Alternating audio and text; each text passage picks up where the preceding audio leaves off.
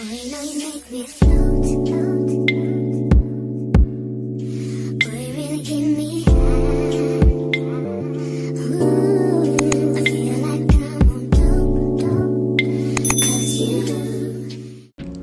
guys, welcome back to my channel. Today I decided to record a tutorial video on doing pixie cut using a frontal wig. So this tutorial is for people that are starting, like they're learning how to make hair, or people that like to style their wigs themselves. It's really easy. So the first thing I do is to size the cap to her face. So I've cut the sides off so that the wig sits just right on her face, and she wanted a side part, so I decided to go in with a blade and a comb. I'm not very versatile with clippers yet, so I try as much as possible to stick with what I know for now. Maybe in the future when I learn, I would make more videos. So you can see me using the comb. Initially the blade was on top of the comb, so I placed my blade on top of the comb, not underneath, because you don't want to chop off way too much. So it's better to have the blade on top so that you can see what you are trimming, right? I'm just going to go in with the blade some more because she had an inspiration. So we're using the picture to see how low she would want it to go. Another thing is that before you do this step, you're supposed to twist the hairline. I didn't make a video on twisting the hairline as much, but I'll definitely record something in the future. So you twist the hairline just enough to be natural. So we decided she was going to have the back cut, and this is me just setting the back. So this is not sewn on her hair, it's a wig, you know, those short curly wigs. So it's not sewn on her head. So in this part of the video I was just setting the back because I was also going to trim the back. You don't want to leave your back too bulky because that would make it look fake. So this is what the back looks like. At this point I think I fast-forwarded the video, but you can basically see what I'm doing. I'm going in with the blade and comb so that it can achieve like a very flat looking back. I'm not very good with the clipper, but I'm able to trim the pattern. So what I did was I used my clipper to just cut the pattern across, and I went back in with my blade some more and my tweezer. So because I was styling while I was getting it done, sometimes you realize that you did not twist some parts properly, so I had to go back in. This is me trying to bleach the wig after the tweezing. So I use deep blonde in volume 20, and I use a matching developer. So for your bleach, you don't want to make it too thick or too watery. So if it's too thick, it will spread across the net. If it's too watery, it will sink into the base of your wig, and then it will make it look too bleached. So look at the consistency, how it makes.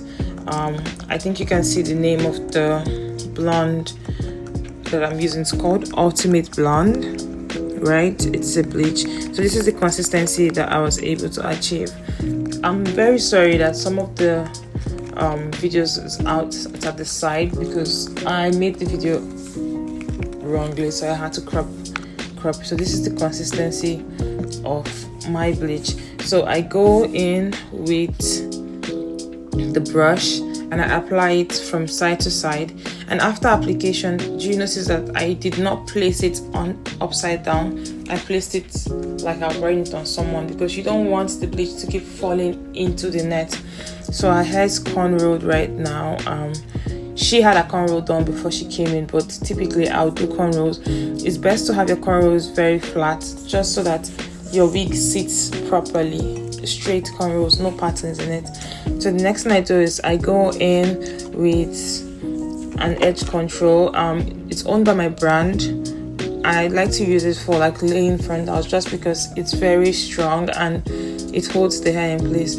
So going with your edge control gives the client a facelift. One, it also helps to have the hair slicked back properly, because you don't want the hair to be stuck in the cap or to be stuck in glue, or the frontal to stand.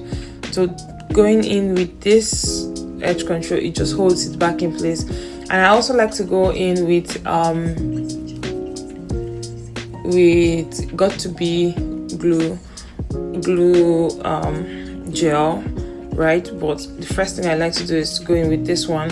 So when I go in with this, I use a hair dryer to blow dry it. So I'm just stating that before, just in case my camera did not capture it. But after blow drying it, I went in again with the gel. So what this does is that it holds your hair in place, it protects your hair, and it gives you a lot of space to work with, because some people have lots of natural hair. So when you pull the hair backwards, you're able to see skin. I found that the glue holds better on skin, the glue I use. So by the way, I use Hair by Any. The glue, most of my products are actually Hair by Any. So this is me just going in with the hand dryer. So I basically blow dried the hair and I still went back in with the glue. So now the next thing to do is to wear your bald cap. It's best to use a bald cap that's closest to the client's skin color, so that you don't have to put in too much powder. So I blow dried the hair and I cut the bald cap according to our hairline. You don't want to cut it straight across because that's not realistic. So you can see our hairline from the video. And after cutting it, so some parts of the bald cap, the edges of the bald cap might lift up a little bit. So what I like to do is that I like to use a tiny piece of glue and my comb just to press down the edges of your bald cap, because you want it to have a seamless look as much as possible. Don't put in too much. And then after that, what you do next is to go in with your first layer of glue. So for my clients, I always like to use 3 or 4 layers of glue. But if you're just laying your frontal for like a day or 2, you can just use maybe 1, right? So I put the glue. It has to be like, the first layer might be thick, but you spread it from where the bald cap starts to on top the cap, right? So you can see me spreading it from where the bald cap starts to on top the cap. That's the first layer. And then I like to blow dry it just to save time. You want your glue to be transparent as possible so that it doesn't show in the cap, right? Then next thing, I go in again with the second layer, so you can see the second layer now. But the second layer, I like to bring it outside of my bald cap, just a little bit outside my bald cap, because what that does for me is that it gives my wig a little more hold. Because if you just lay a tiny piece of glue and you stick the cap on, you would have your lace looking very tacky. So I lay the glue in like the 3rd time just to give it more hold, and this is me just doing that. One thing you should also realize now is that when I pull my cap, like the wig on, it's gonna come past this glue. So you're not bringing your wig to where the glue stops. No, you're pulling it past the glue, because all this glue I'm putting right now is just the foundation. When you want to pull the wig outside of the glue, so you're pulling it out like towards our face line, and you're going to see me do that just now.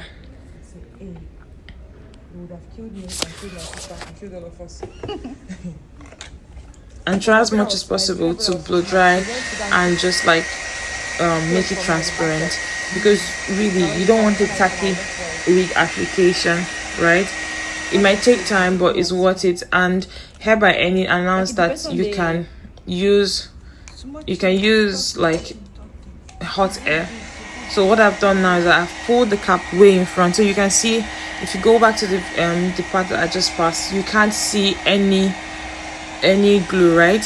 So I'm using my comb and the hand dryer to press the cap down backwards. So I put my comb in, right, and I press the cap backwards, because you don't want to see any glue. If you can see glue, that means your glue application or your frontal tweezing wasn't done correctly, right? So you blow dry and you press the cap into the client's face, because you want your lace to be as neat as possible. Like you can see the lace from here, that you can't see any trace of glue. I think at some point I could see a tiny trace of glue, so I went back in to pull my cap forward. Right, would still add more glue, but for now this is what you do. You make sure that there's no glue being displayed, and you try to see that the placement of your cap is done properly.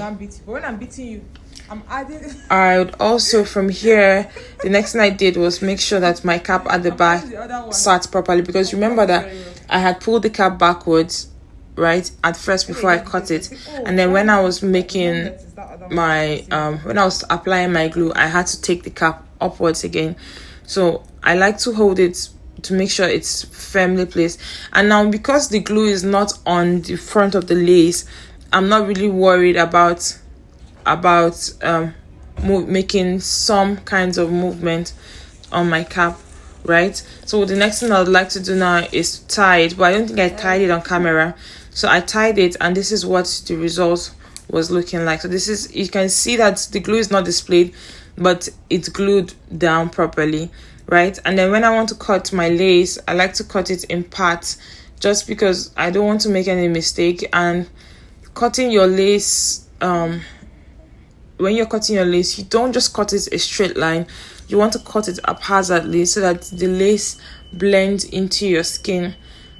I don't know the mathematics behind it, but cutting it haphazardly helps the lace blend into your skin. So by haphazardly, I mean small crease cuts. Just look into the video, guys. Just look into the video, but you'd understand what I mean. So you see that I'm going back in to cut it haphazardly, because you also want the lace to blend into the client's face. So just watch me cut the remaining parts of the lace, and I would be with you in a second. So right after cutting your wig, you want to go back in and see if there are any extra laces you want to cut off. Please try as much as possible to reduce the quantity of lace that's left, just because you want it to blend in properly.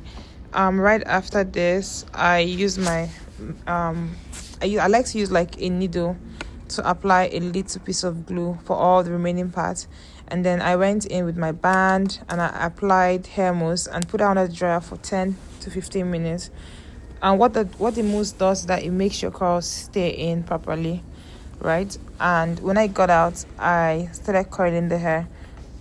I also use a makeup brush to apply lace tint to the lace, and this is the finished look, guys. Try to style to what you feel comfortable with, and she wanted like a front, and this is what we achieved. Thanks for watching. Do send me any questions, I'll be here to respond. Bye.